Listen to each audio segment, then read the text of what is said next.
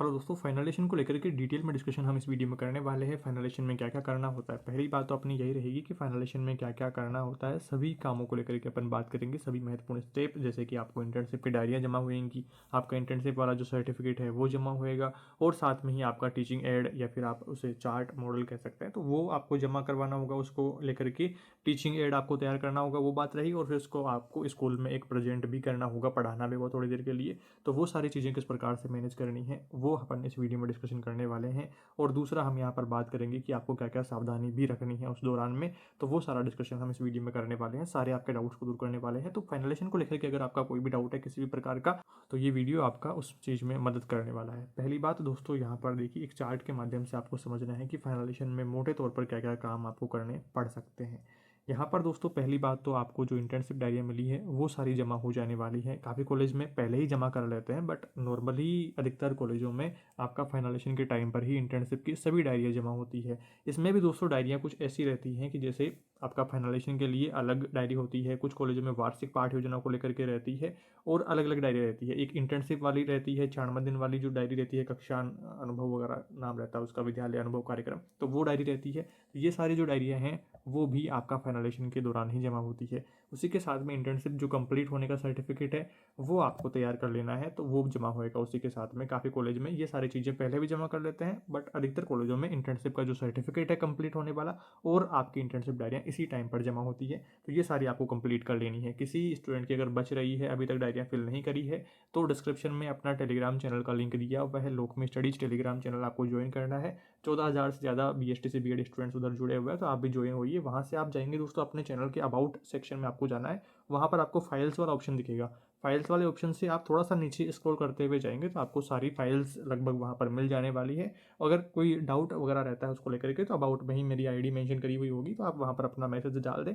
जैसे ही मैं फ्री होऊंगा तो आपका मैसेज देख करके रिप्लाई देने की पूरी कोशिश करूँगा, और जो सफिशियंट मदद होगी उस डायरी को लेकर के या जो भी आपकी क्यूरी होएगी, तो उसको लेकर के मदद करने की पूरी कोशिश रहेगी।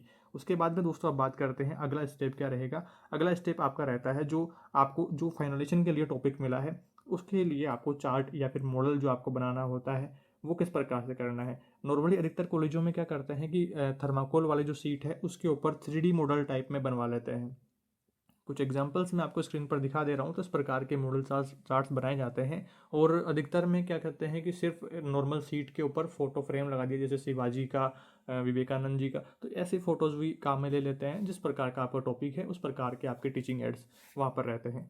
मेन बात ये रही। और आपको यहाँ पर ध्यान रखना है कि जिन कॉलेजों में 3D मॉडल वगैरह रखते हैं, तो या आप यूट्यूब पर सर्च करेंगे या फिर गूगल पर सर्च करेंगे तो काफ़ी सारे एग्जाम्पल्स आपको मिल जाने वाले हैं, या फिर आप मार्केट से बना बनाया परचेस कर सकते हैं। काफ़ी कॉलेज खुद से भी प्रोवाइड करवा देती है, 500-1000 रुपये के लगभग, 200-400 रुपये जो भी वो चार्जेस वहाँ पर लेते हैं, तो वो खुद से भी प्रोवाइड करवा देते हैं। तो आप एक बार देख लें जिस प्रकार से भी आप कंफर्टेबल रहें। ऐसा नहीं करना है कि आपको मेहनत ज़्यादा करनी पड़ रही है और कॉलेज से आपको सस्ते में काम हो रहा है, तो फिर आप मेहनत के पीछे ना जाएं, अपना काम सस्ते में निमेड़ लें। क्योंकि अभी आप देख रहे हैं कि वैकेंसी आ रही है, तो फिर आपको थोड़ी सी दिक्कतें जो है उनसे बचना है। यहाँ पर मेन बात आपकी ये आती है कि अगर आपको जो 3D मॉडल बनाने के लिए कहा जा रहा है, अलग अलग जो भी आपको इक्विपमेंट्स वगैरह सारी जो जो सामग्री आपको इकट्ठा करनी पड़ेगी, तो उसके लिए आपको अलग अलग भागदौड़ी ना करनी पड़े। उससे अच्छा है कि आप कॉलेज से ही कोई बना बनाया मॉडल देख करके उधर से काम आप करवा लें। क्योंकि आपको ये समझना है कि फाइनलेशन एक BSTC का एक लास्ट स्टेज है, नॉर्मल सी स्टेप है, कोई टेंशन लेने वाली बात नहीं है, सबका पास हो जाने वाला है। तो एक डरने वाली बात है नहीं बिल्कुल भी, एक हंसी खुशी मजे के साथ में आपको फाइनलेशन करना है, कोई भी किसी भी चीज़ को लेकर के डरना नहीं है। अगली बात हम यहाँ पर करते हैं, मॉडल चार्ट को लेकर के बात हो गई है। उसके बाद में आता है यहाँ पर आपका जो टीचिंग टेस्ट होता है। अब आपके देखिए सेकेंड ईयर में आपका जो भी बैच है, तो पूरा आपका कॉलेज वाला बैच को कॉलेज के आसपास की एक स्कूल अलॉटेड होगी। वहाँ पर आपको 5-7 मिनट एक क्लास में पढ़ाना होगा, और जो इन्विजिलेटर्स पंजीय विभाग की तरफ से अलॉटेड रहेंगे, तो वो आकर के आपके टीचिंग स्किल्स देखेंगे, आपका जो फाइनलेशन बनाया हुआ है वो सारा देखेंगे, और आपका जो टीचिंग एड जो मॉडल आपने चार्ट बनाया है, तो वो सारी चीज़ें आपकी देखेंगे टीचिंग स्किल्स को। तो उसमें आपको बिल्कुल कॉन्फिडेंट रह करके अपना जो भी आपको टॉपिक मिला है फाइनलेशन के लिए उसको अच्छे से पहले तैयार कर लीजिएगा। उसके रिहर्सल थोड़ी सी कर लीजिएगा कि कहीं आप कुछ चीज़ें भूल ना जाएं। फैक्ट्स आपको सारी चीज़ें याद होनी चाहिए अपने टॉपिक के रिगार्डिंग और उसके आसपास की चीज़ें, ताकि आपको बार बार अपनी डायरी में ना देखना पड़े, बार बार आपको चार्ट की तरफ ना देखना पड़े। चार्ट आप जो बनाते हैं उसमें सिर्फ मेन पॉइंट्स आप लिखें। जैसे प्रकारों को लेकर के मान लीजिए कि आपका संधि का टॉपिक है, तो संधि आपने लिख दिया, उसके प्रकार लिख दिए, प्रकारों के उदाहरण आपने लिख दिए, पहचान वगैरह, तो वो सारी चीज़ें आपने लिख दी मेन। फिर आप उसको एक्सप्लेन कर रहे हैं, तो अगर आपको सारी चीज़ें पहले से आएगी तो आप और अच्छे से एक्सप्लेन कर पाएंगे। अगर आपको बिल्कुल भी नहीं आता है तो फिर आप उसको नहीं कर पाएंगे, तो फिर वहाँ पर आपका फर्स्ट इंप्रेशन खराब हो जाने वाला है। तो first impression is the last impression, जो वो वाली जो एक कोट रहता है, तो उसको आपको फॉलो करते हुए अपना जो भी आपको टॉपिक मिला है उसको अच्छे से कंटेस्ट याद कर लेना है। याद करने का मतलब थोड़ा सा आपको रिहर्सल भी उसकी कर लेना है, ताकि आप कॉन्फिडेंट होकर के उस टॉपिक को वहाँ पर क्लास में बोल सकें। और ज़्यादा कुछ आपको दिक्कतें वहाँ पर नहीं होने वाली है अगर आपको टॉपिक अपना कंप्लीट याद है।